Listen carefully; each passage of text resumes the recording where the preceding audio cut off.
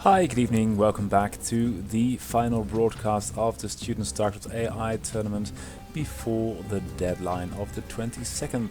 So, yes, there we go.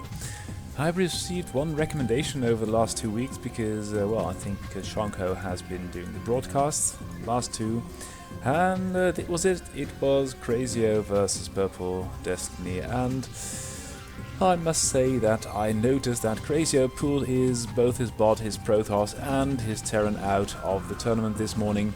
So I can only hope that that will mean that there will be a Zerg entrant or, I don't know, perhaps some kind of last minute secrecy, but I really do hope that they will not be retired for the main tournament because Crazio Terran was still bossing it with the voting disabled with over 100 points up on Locutus, and although Locutus did post an update this morning or yesterday or something like that very recently, Crazio was still in a very good spot, and well, let's see how this game will turn out. Lots of pressure by Purple Destiny, lots of goon action, 2 tanks still standing, the repair is not on point. And the goons come in for another tank, but with a bunker in the rear and another siege tank right over here. It's going to be quite difficult for some goons to just bust through.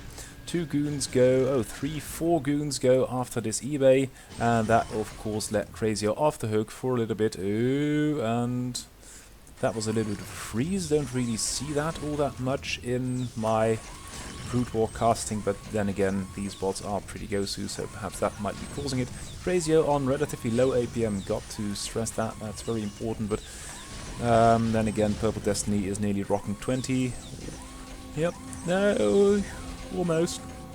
And is expanding all over the place with technology here as well, and production. That's very nice touch, so you will not get camped in your main. Oh, the goons coming in for one more round of a solid thrashing.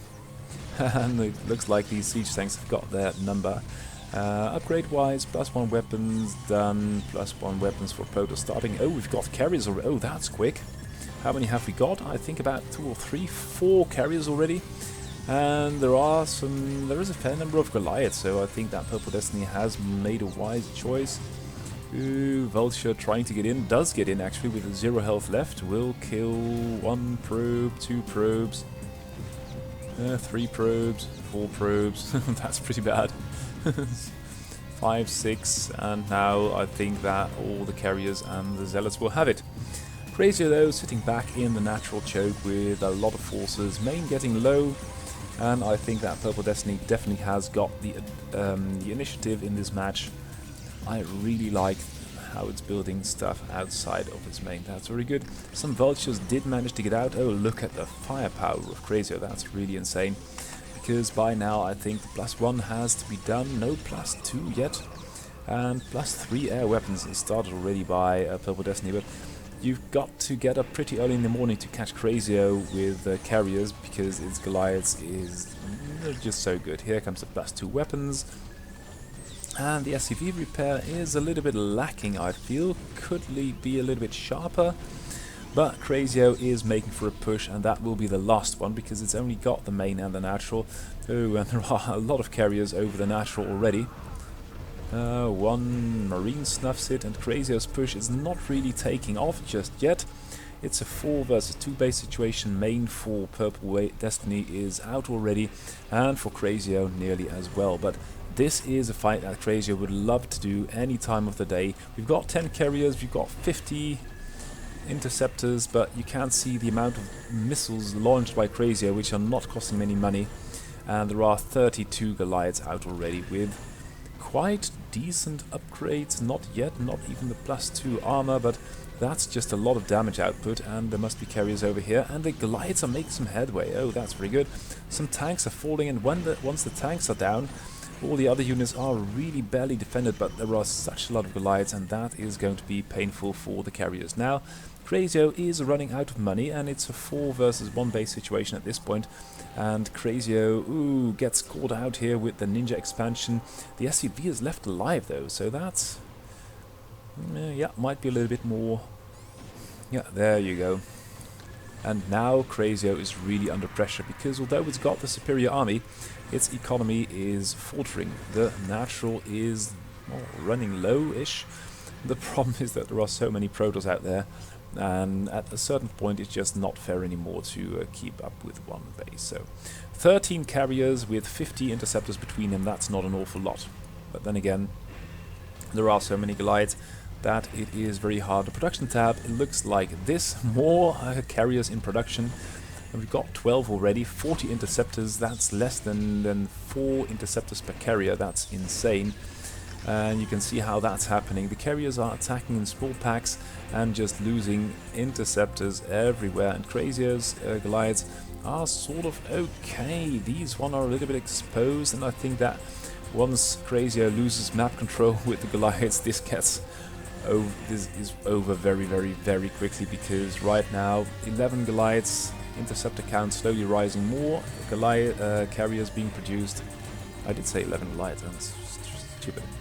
Okay, so for the main, Crazio is out, natural getting low, and still we've got one.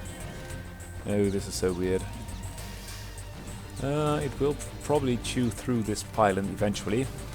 Here comes a carrier. Will it, with one interceptor, do something about that vulture? No, it will not. This is just plain weird. Must be some grouping issue for Purple Wave. Ooh. I don't know, Purple Destiny. Oh, Purple Destiny is a random bot, but the Protoss is Purple Wave, so call it Purple Wave, it's okay. Now Crazio is let off the hook, because there's just so many carriers being produced, and there are only 2 bases mining for Protoss at this point. And the Goliaths are really running away with the game. They have got the +2 weapons, not the +2 armor, and there are just a hell of a lot of them. So army-wise, Crazio is now more than doubling Purple Destiny. And this vulture is killing so many probes, it's unfair. And Crazio is just advancing up until the enemy choke. And unless Purple Destiny gets its act together real quick, ooh, this is just do or die, but really it looks like do a lot, because there aren't all that many Protoss units anymore, and not even one to do something about this vulture. Rebuild is starting it at the new main.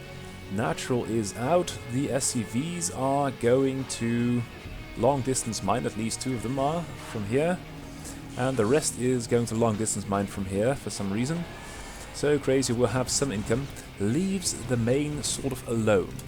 Now what has Purple Wave got? We've got 9 carriers, 8 with a handful of interceptors, and still it keeps pushing with the interceptors and still building carriers, although this clearly is not working at all. Retaking this natural, although it's very much depleted, and Crazio is just getting things done with an income of long distance mining from the other end of the map. That's pretty pro, is it not? Still, the Goliaths have things well under control, speeding it up just a tiny little notch. And this game is sort of out of control, army-wise. Purple Destiny just can't get it done. Oh god, that's painful. That vulture killed so much and nearly took down the Nexus as well. Got 1 tank doing away with the Nexus. Here come the carriers. This carrier cleans up the tank, and Crazio is getting a little bit low. And there are just too many forces spread out over the map. And this carrier, once it finishes... Oh, and the Nexus dies. That's a huge blow for Purple Wave. And this carrier, it must be badly damaged, but it wins the fight 1-on-1 versus the Goliath. That's pretty good. And still Crazio's long distance mining and now killing the main base. But still, there is income for Purple Wave. We've got this base over here. No Nexus coming up now. What have we got in the way of an army? We've got a handful of carriers, but the carrier micro is just not good enough. And this is not a base you want to take. That really ought to be cleaned up. But right now, Crazy has got an army of 10. These floating buildings will be up for grabs. And this is not going to be a Nexus. I thought Purple Wave could deal with that. But now, the army supply consists of 3 Marines, 1 tank and a science vessel, so this game is run. And that's the GG. Crazio taps out, and that's all we're going to say about Crazio.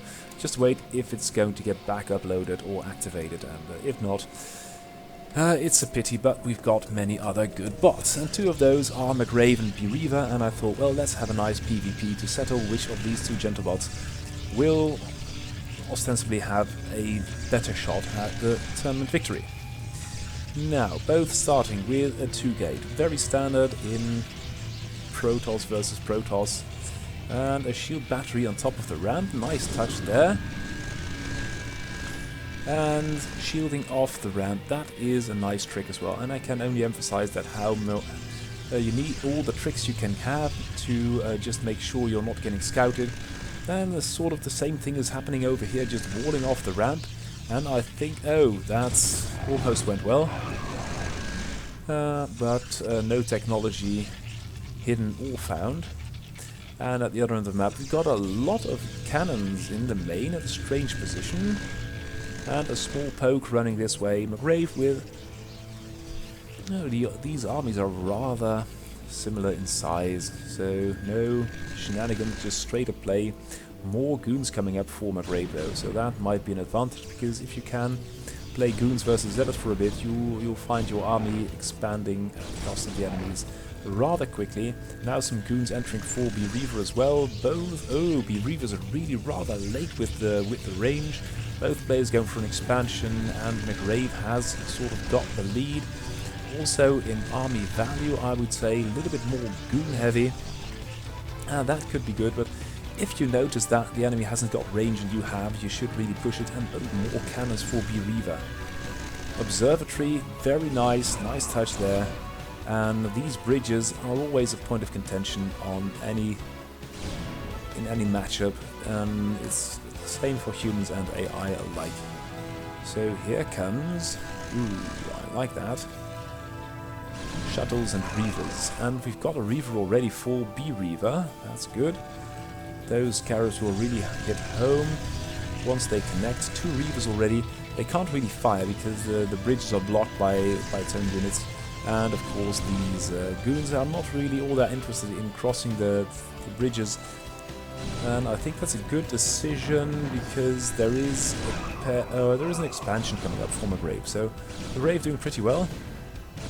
Now the shuttle coming, and Bereaver is getting some traction, although the McRave army is a lot bigger. Getting some free kills, that's good. And I think that Bereaver really like to see these Reavers deployed on the field right now behind the bridges. They are not really all that effective. This one is probably, yeah, it's getting caught. And the army advantage for McRave is there. We've got this third mining, it's a mineral only, but I think with the liberty of the map it can take a fourth as well, and has got a Reaver of its own too. So this match is getting pretty tense, and Bereaver is still stuck, not even mining out this base over here. We've got a scouting probe, all McRave's, and now it's getting painful. So many scarabs fired. And McRave is maxed. Some Dark Templars just for good measure, but not really going to do too much. And a huge concave which Bereaver runs straight into. Ooh, shuttle micro could be a little bit primmer. This shuttle is getting rather low. Shields off already. Bereaver is trying to do what it can, but the army value seems not to be there.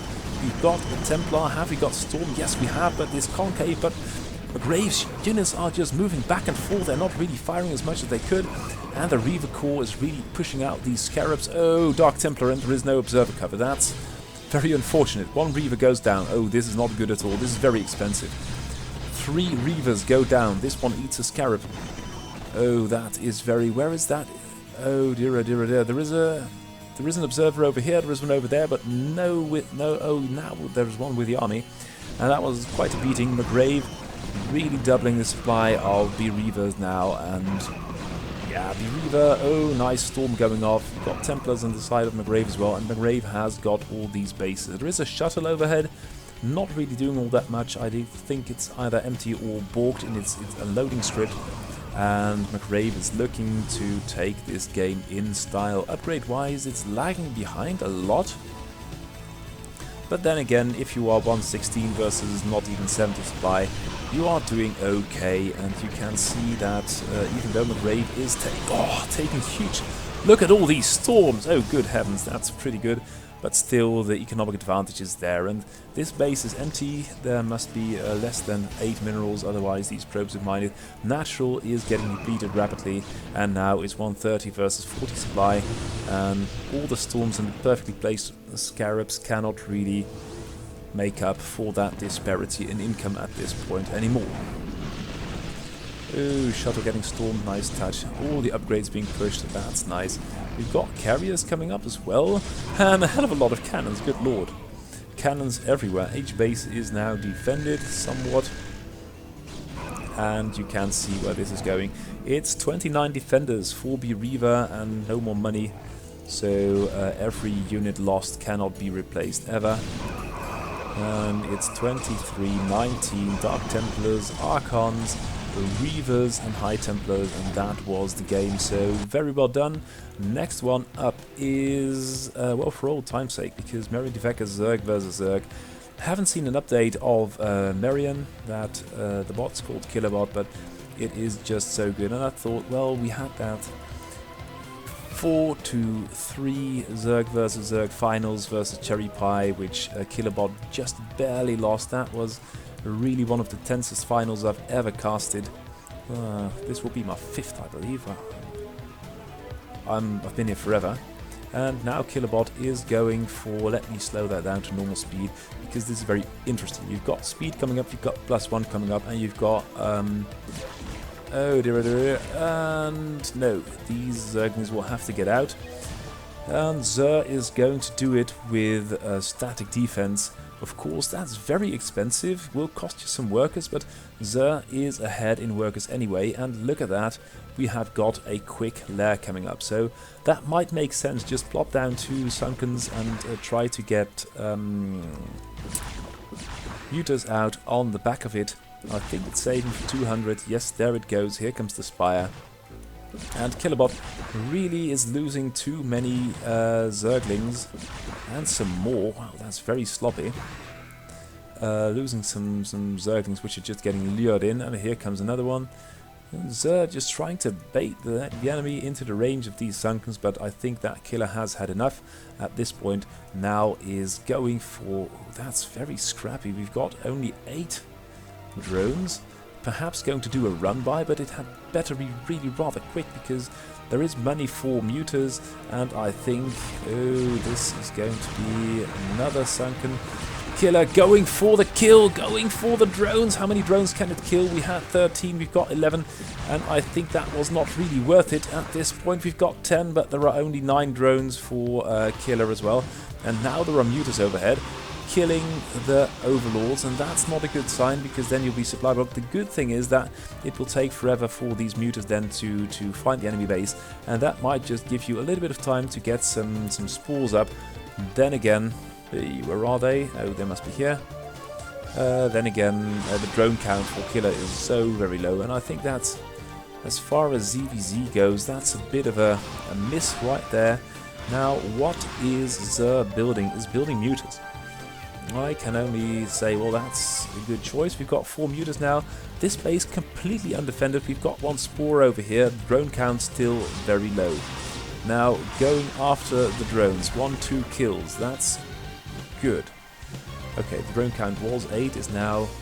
was 9, is now 8. This is not the right position to build a Spire, because it's so exposed. And Zer is doing this with a low drone count, and only now building a macro hatch, so that will slow it down. But here you can see the problem. There is no Spore over here, and the Muta count is, albeit very slowly, sort of rising.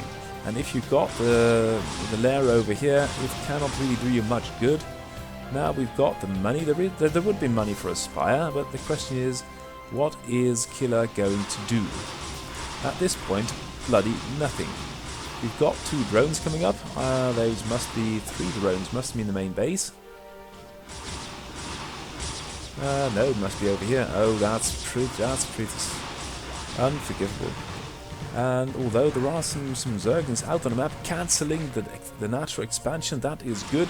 But still, the Muta count is now 6. This base is completely wrecked. And yeah, you've got to rebuild your Spire. You've got 2 Spores. That's good-ish. Zer now rebuilding the natural, and I think Zer is in a good position. Although the drone count for Killer is now 16, which is decent. That must be the Spire, and this is going to be very interesting to play. The Mutas taking on the Spore. One falls. The Spore is getting low, getting lower, but still, oh, and now the Mutas abandon the plot. There are only 3 of them and badly damaged as is. This hatch is still standing, being able, and this Overlord should go hover over these spores immediately. Perhaps plop up another spore just to be sure, be safe. It's 16 versus 16 workers. The advantage, would say, lies by Zer, but right now it's Killer still in a sort of fortified position with some mutas of its own. How many have we got? We've got 6 and 6, and now while Zer's mutas are fleeing, Killer's mutas are dealing damage to Zerglings. That's not good. And now Killer, with these stacked mutas, is actually doing quite well. We have got 9 mutas, 10, and in this direct battle, which is not one that Zer should take, Killabot microing, and these mutas of Zer's are very low already, so it's now 8 versus 3 mutas. These 2 are damaged already, so this is getting very precarious, and this hatch is still standing. We've got this Spore over here, which might just be the saving grace of Zer, but Killer is not having it. It's going for the throat, for the kill, and now is finding these unprotected drones over here. The worker count is going to be evened up because, well, Killer was down a little bit and is now about equal. It's 9 versus 5. We've got +1 weapon, +1 armor for Zer. That's good. And now we've got another muta battle on our hands. It's 6 versus 7, and Killer is running. Killer is running. That's not good at all. And it's now even going to... oh dear, oh dear, dear. All the mutas got lost. That is such a bloody shame. And this one, I don't know what it was thinking. It's not thinking anything anymore, and it is dead. And Zer is just being handed the victory back from Killer. And oh dear, oh dear, oh dear, oh dear. That's so... yeah, that's not good at all. Killer really dropping the ball here, losing all the mutas, going after the power generators, but there must be about 20 of them stacked over there, so if you're ever going to kill them, please do it with splash damage, otherwise it's going to take forever. And now Killer is trying to get its muta fleet back, but that clearly is not going to work, because we've got the worker count 20 versus 16, and oh, hello. Let's not defend our drones over here, because why not? They're not all that important anyway. And where are the mutas of Zer's? Oh, we're just going back for reasons. Where are the mutas? We've got 5 mutas. They are somewhere. I don't know. Lings killing the hatch, that would be good, but they do not really commit, and these would only require 2 more nibbles. So that might be good. This game is really out of control. We've got a Spore now at the natural for Zer, so that's good. And this is going to be a hatch, I believe, not a sunken or a Spore, so that's crazy with this badly damaged hatch over here. And muta versus muta battle, but it's 8 versus 3 now, 8 versus 2. And that must be... oh yeah, that's pretty well done. So Zer coming in with 10 mutas versus about 0 or 2, or how many have you got? Still only the 1 armor upgrade, and still these bloody Zerglings going after the power generator. Will just be another stack behind those. And these mutas going after the Lings. That's strange. But finally the hatch falls. The next hatch will fall as well. I believe it might just... no, it's saved, and the Lings do not commit again. Now, though, the Spore is dead, and Zer has got things well under control, taking the 3rd. Very well played by Zer, but again, both players made some serious mistakes in this matchup. Now it is 10 versus 0 mutas. The drone count of Killer is in the toilet. We are going to hop into the next game, which will be Ice versus Banana Rain. Why did I take Banana Rain? Okay, just for old time's sake, because I think that in 2013 or something, Ice won this beautiful tournament, and that's got to count for something, and let's see how well it fares versus Banana Brain.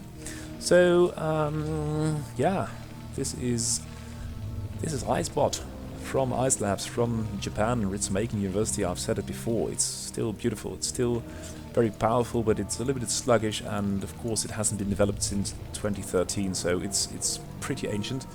but still it has got a nice war mechanic. And Banana is not going to let a scouting SCV in. I like that, and only after the scouting SCV is killed places the natural nexus, and of course then you've got to abandon all thingies. Oh, this will be interesting. So we've got a Dark Templar, and of course it's Scout. Ooh, that is probably not going to work with an SCV repairing over there, and I think about 6 Marines there and a tank. And I like this map. It's actually punishing the players sitting at home with that main base on the low ground and a natural on the high ground, so you can shell everything beneath you.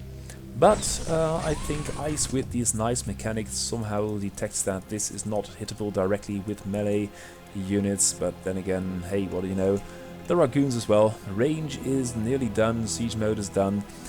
Worker size for Banana Brain is up, and Ice going for 1 and 2 comsats, very cautious, just sitting down, and look at this mine laying perfection. That's really cool.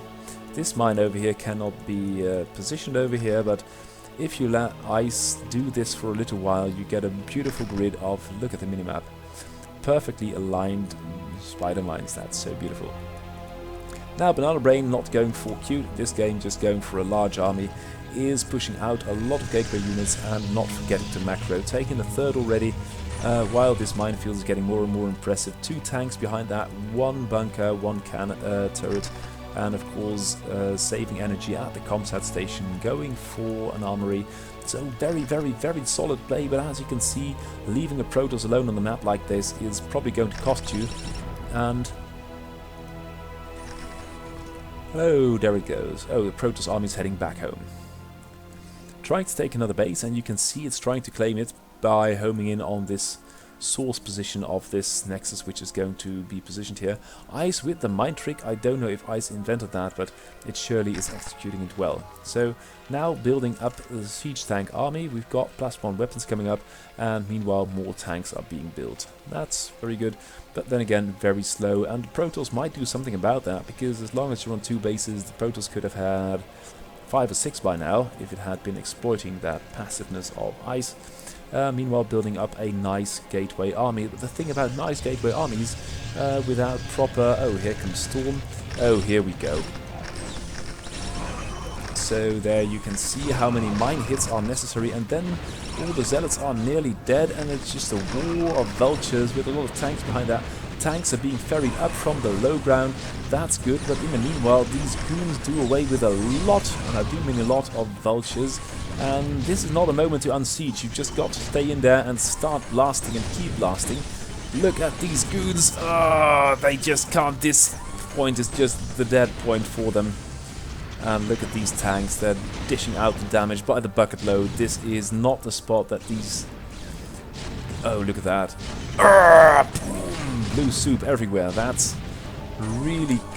that's just throwing away a lot of units. And Ice, with only half the army supply, is doing a reenactment of the Battle of Thermopylae with 300 Spartan siege tanks versus a hell of a lot. Oh, now the vultures are in among the tanks. That's good. Tanks unsieging a little bit too much.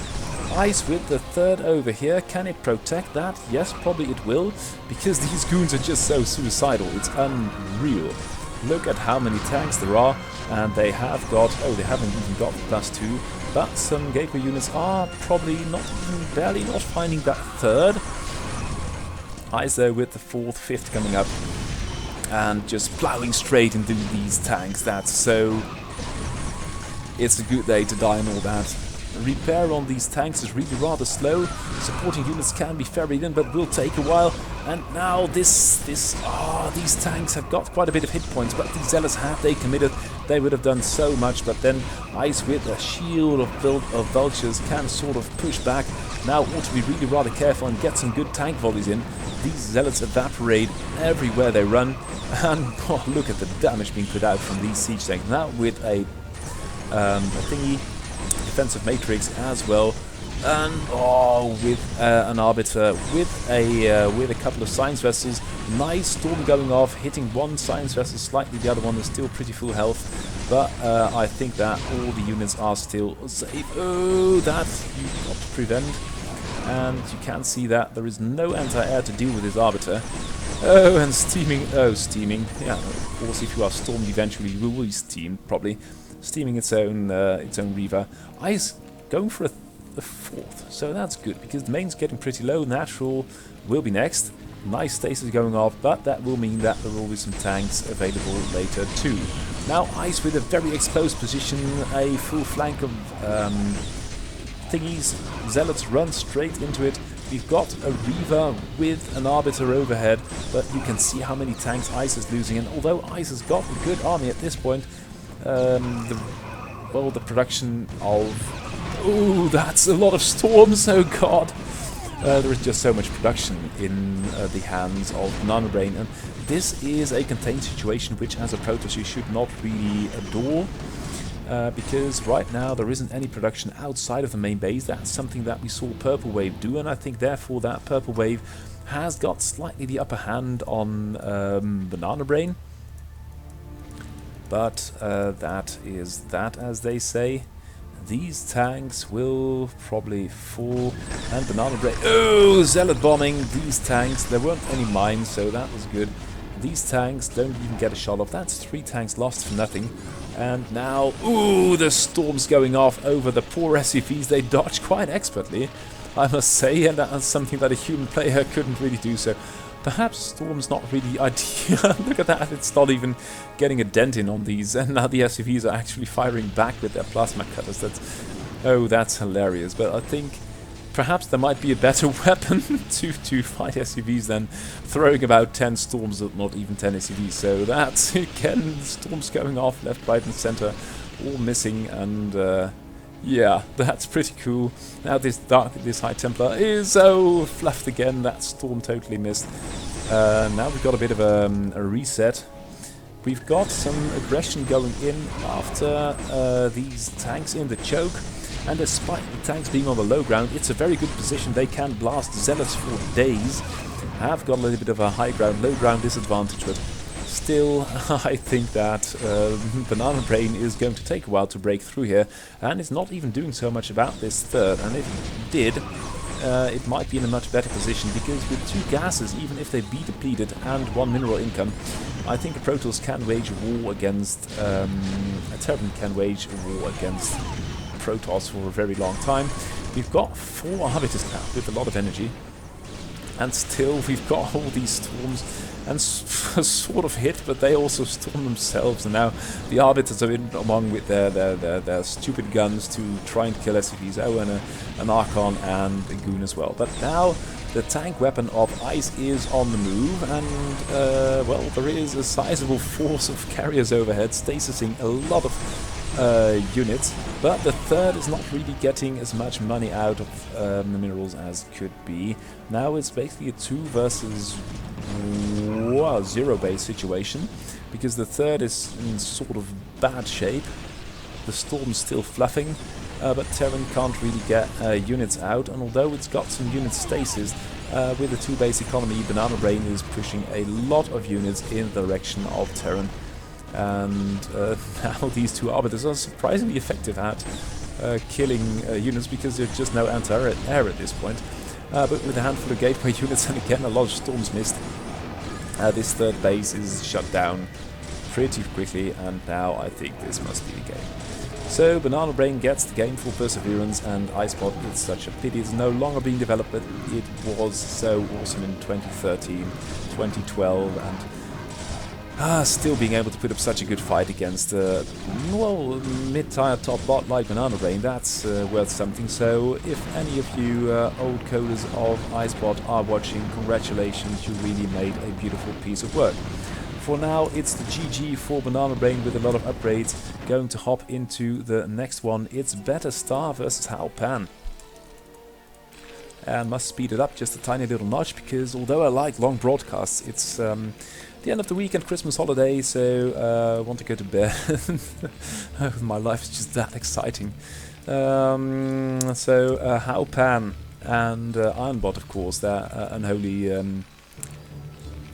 Archon of Terran bots. It's still not to be counted out, but seems to have lost traction with the and seems to have lost touch with the absolute top of the list.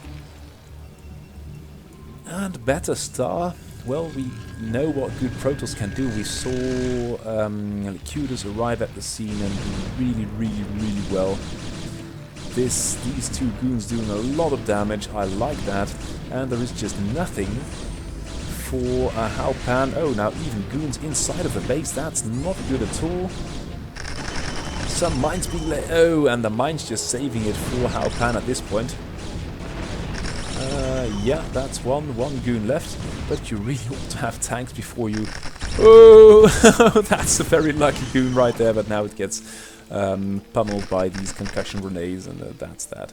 Natural up though for Battlestar, and not even started for Ice. Ice hasn't even... Hao Pan even hasn't got the money at this point, and Hao Pan is really behind the technology. It's got siege mode, but it hasn't got a single siege tank, and that's going to be a little bit of a problem. Ooh, and did my eye see that there were Dark Templars in the offing? We've got mines, of course, but we haven't got an eBay, we haven't got an Academy. And, of course, Academy, and yeah, that's coming up. So, something... Oh, yeah, I think that's the way that Hao Pan got the wind of that ploy. And, of course, Battlestar hasn't got any army. It's got a shuttle, some Dark Templars observers, but still there is one Vulture is clearing the entire natural of probes, and yeah, that's retarded. So it's these little details, like not letting any scout in your base and defending your expansion, that's pretty important. Hao Pan being really rather late with the natural command center, and no cannons over here. That might just be a nice touch. But now it seems that Battlestar has resumed unit production. Upgrade-wise, it's not all that spectacular, but army-wise, it's Battlestar with the 36 army versus the 18 of Hao Pan. And these... I really wonder why these stupid goons are fleeing. This one's nearly dead, and now they're returning fire, but in the end, it's just not going to work. Oh, a couple of siege tanks, that's going to put a lot of... No... How do you say? Fear into the enemy, and shells. Third base coming up for Battlestar, still nothing for Hao Pan. Hao Pan, how long can you do this on a one base economy? Pretty long, probably, and just keep pushing with mines, tanks and vultures. And these goons are not all that good, and the Zealots, they clump up and die on the mines, and yeah, might be better positions to take versus siege tank than just running them over, running goons at them over a bridge. Alright, so Hao Pan at this side of the bridge, and now Battlestar reaching the enemy with the... Oh dear, this is not good for Hao Pan, losing a couple of tanks. It's not just the tanks, but the sad fact for Hao Pan is that there is no income behind this. And if there is no income behind this, it can only go one way in the long run. The Mine Stone, ooh, and the Siege Tank Blast, they clear up a lot of goons and Zealots. And some more goons are trying to act, be the tough guy over here, but then again, you get blasted straight into Hades. And that's not good at all. Well, at least for the turns, it's good. Haha, natural coming up. Third operational already for Protoss. Protoss can be a base down, but as a base up, as a Terran, you can sort of survive that with the siege tank. But then you really ought not to lose. And the mine! Oh, the mines. Oh, sorry, my microphone really doesn't take kindly to that level of enthusiasm because of some mines. Oh, and this, oh, kill it. No. The SCVs are really on point, and they got to hand that to Hao Pan and Ironbot, that the repairing SCVs are so very good. No fourth for Battlestar. I think that's a mistake. Upgrade-wise, nothing happening for both players, and of course, without upgrades, I think that Protoss is a disadvantage, especially now the natural is up. Going to rev up the speed just a tiny little notch, and still these bridges, they cannot be... I wonder why these goons keep ignoring this tank. It's just doing so much damage, and well, there are some mines, but just run one or two Zealots in it and it's finished. You got a nice explosion and you you will not lose 20-30 supply to this one tank. Oh, there you go. 4th, 5th bases coming up for Beta Star. Skirmishing going on in the middle of the map, and still they try and ignore these siege tanks. The army supply for Protoss, although it's a little bit higher, is actually not all that high. Oh, this is very... Oh, that's a very clutch EMP... no, Matrix, damn it. But there are just no supporting units for Halpan, and the goons break through. Now, this is not good, because at this point you're starting to lose SCVs, and you can't really do that because your SCV count isn't all that high anyway. 3rd base for Halpan is there, has not been scouted, and I think that AIs could just try and deal with the concept of counting expansions a little bit better, as they could do with just not having stray vultures ruining economies. And this of course is a nice touch, diverting your entire force towards the 3rd. Main is out, natural is just the only base in, and it's 80 versus 16 army supply, and you can sort of see where this is going. Now let's see if there are going to be upgrades. Yes, a Beta Star just need a little bit of a push to enter the next game stage, and now it's going to be producing a lot of units, making some upgrades. No special tech yet, and Halpan has lost this game. Congratulations to Beta Star, well done. So, saw an upgrade of the friendly neighborhood Sticks. Sticks and bones won't break your bones, and let's see what this Zerg can do now, because I haven't seen a game of Sticks in ages, so pardon me for that. It's going to be 9 Pool, 9 Overlord. Very interesting. On the part of Sparks, it's going to be... well, oh, hello. That's pretty ballsy. You're playing a TVZ and you are starting Command Center first. That's beyond greedy. And Styx is going for a handful of Zerglings, has got the economy taking another hatch. Nothing over here. Will they be going across? No, they will not. And it's just...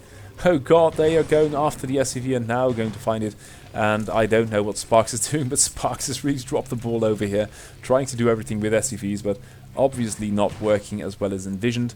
Now Sticks with 2 hatches, seems to be pressing Z for victory, and here come all the SCVs, and let's see how well of a game plan that is.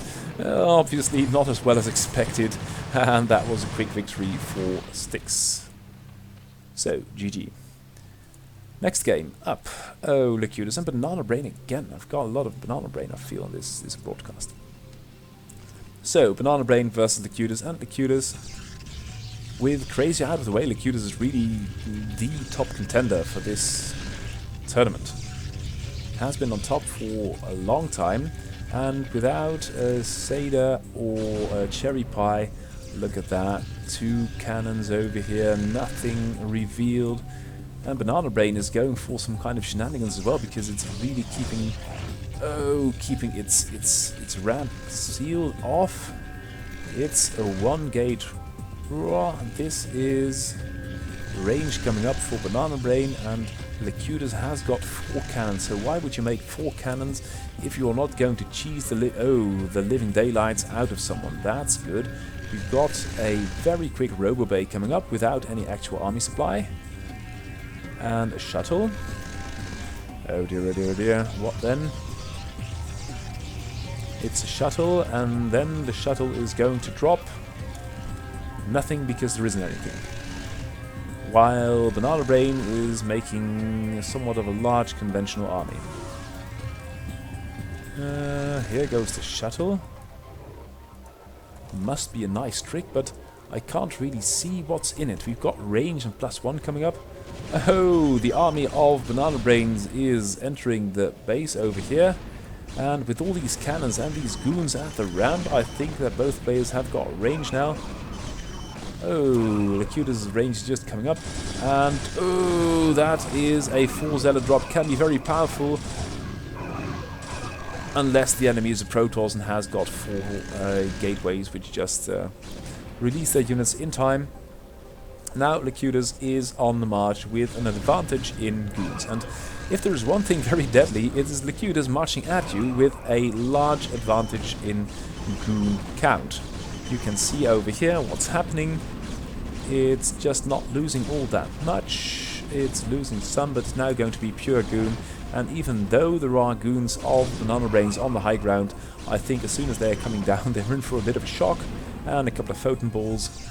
Nothing spectacular happening over here, but Natural getting stomped by these goons. And now the army supplies are double in favor of Locutus, and Locutus still has got the superior micro, pushing back the enemy goons among the workers. And now the workers will be all up for grabs. Oh dear, oh dear, oh dear. This is, look at that. That is a clinic in how to micro goons. It is so brutal. Even though the Zealot drop failed miserably, the goons brought home the game, and that is the GG. What a monster. So one bot I will be watching closely is, well, Z and Z. I'll call them Z and Z, that's a good name. Or Z. I'm calling them Z, Zod, Z. Too much Men in Black. It's Z. Z would be good, because Zod would be that. A computer game with the robots might be nice, but AI was not that good, so I wouldn't really like to draw the comparison in that direction. Call it Z. Z is a macro monster, and it will happily out-macro you if you give it the chance. Now, this is a rather defensive build, and at the tail end of things it's Dragon, which is TSMU's reincarnation of Cherry Pie, so I was told, haven't heard too much about that, but it's still a pretty decent Terran, if not to say brutal and good. And this looks like it's going to be a lot of tech and a lot of cannons coming out of Z. Now, Dragon is taking it slowly as well, hardly any army as well. A couple of Marines, just 6 of them. And then they're going to move down the low ground with the tank, might take a Natural. And this is a very strange... Oh god, there must be a bet going on who can do the most damage with a Zealot drop or something. Because we again going to have a shuttle with nothing in it, because there is no Dark Templar tech or anything like that. It's just a shuttle and the army supplies. You've got Z with a handful, and now Dragon is rocking up a couple of Marines and a couple of siege tanks. And yeah, that is really rather ballsy, but if the Zealots can reach, and Z doesn't dare commit and is losing so many units, it's just not good. Oh dear, oh dear, oh dear. Now has got a lot of gateways though, but Dragon is going to push. One tank falling. Look at the tank count. Tank count really important, and now the tank count is 0, so Dragon is in a bit of a quandary. Still no Natural for either bot. And this with the medics. Oh, the tank just dies. That is a really dedicated push by Z, and Z is now starting a Natural. Should be really rather careful, because these Marines with, I believe, stim and range and +1 will really beat the hell out of a sizable gateway unit. And this Zealot is very lucky to be allowed to escape over there. And now Z has still got a bit of an army size, but I think these Marines and medics are going to dish out the damage by the bullet storm load. Then again, if the enemy has got 2 bases, you should really try and press it.